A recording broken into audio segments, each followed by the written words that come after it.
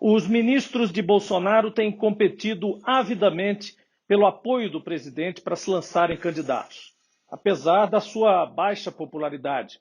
Talvez seja a única ou a última chance da sua vida. É válido e compreensível. Aqui no Rio Grande do Norte, temos dois ministros disputando uma mesma candidatura governista federal à cadeira do Senado. Não é de se estranhar que estejam, por isso, queimando a largada, forçando a barra mesmo, se atirando em batalhas por declarações de apoio a todo custo e até mesmo a troco de tratores, emendas especiais e promessas de obras. A nossa democracia vai permitir ao eleitor fazer a sua escolha no tempo certo. Ainda assim, é necessário se fazer alguns reparos ao que disse um desses ministros nesse final de semana. Ele falou da omissão e de prejuízos para o Estado e responsabilizou a bancada do Rio Grande do Norte no Senado por isso. Lamento pelo ataque que ele fez aos representantes do Rio Grande do Norte no Senado, mas isso faz parte de um jogo que é típico do chefe dele: criar narrativas para desviar a atenção das pessoas do que realmente importa. Omissão é ser o responsável pela Secretaria de Desenvolvimento do governo Rosalba, que raspou o fundo previdenciário dos servidores e afundou o Estado financeiramente. Não dá para simplesmente fingir que não participou desse crime contra o funcionalismo estadual. Omissão é ser ministro e não trabalhar pela implantação do Hub dos Correios no aeroporto de São Gonçalo do Amarante, uma proposta que esse ministro mesmo já chegou a defender, mas que agora que não consegue entregá-la, prefere esquecer. Omissão é deixar que se vendam os Correios, sem sequer avaliar a empresa, a Eletrobras em plena crise energética e a própria Petrobras em fatias que vão de postos e dutos a refinarias e campos lucrativos, e praticamente expulsá-las do Rio Grande do Norte para concentrar suas atividades nas regiões mais ricas do país. Isso sim é omissão. É com essas bandeiras que ele vai pedir voto aos eleitores do nosso Estado?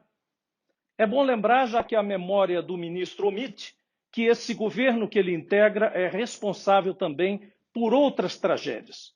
Fizeram uma reforma da Previdência que penaliza os trabalhadores, fazendo com que eles se aposentem mais tarde, e que reduziu as pensões e os direitos daqueles que trabalharam e contribuíram por toda a vida. Omisso é quem defende uma reforma administrativa que vai tirar a estabilidade dos servidores públicos e permitir que políticos como ele possam indicar milhões de pessoas para as funções de governo. E a reforma trabalhista, ministro, aquela da qual o senhor foi relator e que tirou direitos dos trabalhadores brasileiros. A ideia era gerar empregos, atrair bilhões em investimentos, lembra? Nada disso aconteceu e o que temos hoje são milhões de brasileiros explorados, sem emprego e sem direitos. Quem é omisso aqui?